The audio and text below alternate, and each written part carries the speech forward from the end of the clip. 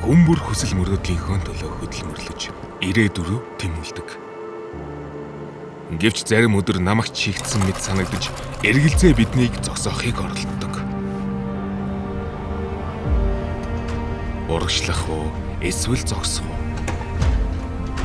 Яг тэр мөчөд бид дараагийн алхмаа юу байгааг мэдэхгүй дуурдаг.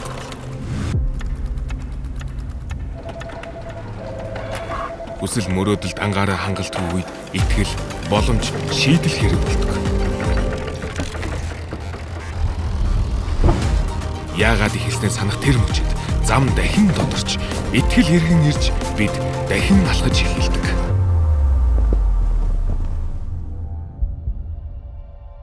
Учир нь өөрчлөлт мөрөөдлөөс эхэлдэггүй, шийдвэрээс эхэлдэг.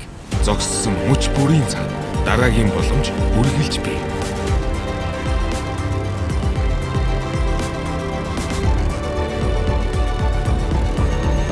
Очин Finance дараагийн алхмаа хий.